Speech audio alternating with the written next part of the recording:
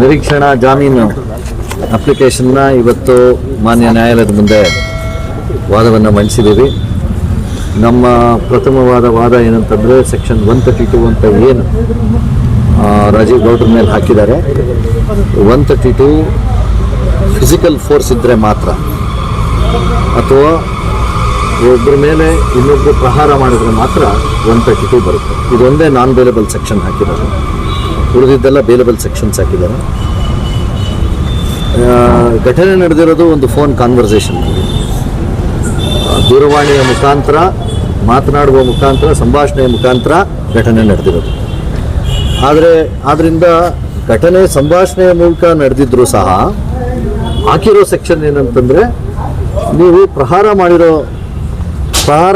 ಮಾಡಬೇಕಾಗಿರೋ ಸೆಕ್ಷನ್ನ ಹಾಕಿದ್ದಾರೆ. ಆದ್ದರಿಂದ ಪೊಲೀಸ್ ಅವರು ಹಾಕಿರೋ ಸೆಕ್ಷನ್ಗೂ ನಡೆದಿರೋ ಘಟನೆಗೂ ವ್ಯತಿರಿಕ್ತವಾಗಿದೆ. 132ನಲ್ಲಿ ಫಿಸಿಕಲ್ ಫೋರ್ಸ್ ಅಸಾಲ್ಟ್ ಇರಲೇಬೇಕು.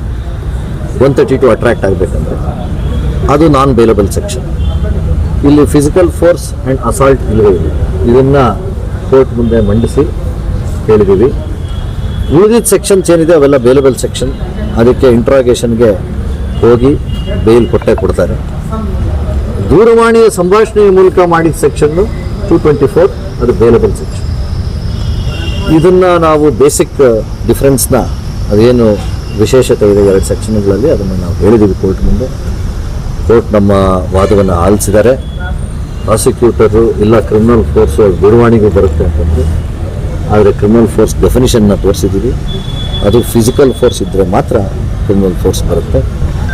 ಆದ್ದರಿಂದ ಅವರಿಗೆ ಬೇಲ್, ನಿರೀಕ್ಷಣಾ ಜಾಮೀನು ಕೊಡಬೇಕಾಗಿರೋದು ಸಾಮಾನ್ಯವಾಗಿ ಕೊಡಲೇಬೇಕು. ಇದು ನ್ಯಾಯಾಲಯದ ಮುಂದೆ ವಾದವನ್ನು ಮಂಡಿಸಿದ್ದೀವಿ. ಅವರ ತೀರ್ಪು 24 ಅವರ ತೀರ್ಪಿಗಾಗಿ ನಾವು ಕಾಯ್ತಾ ಇದ್ದೀವಿ.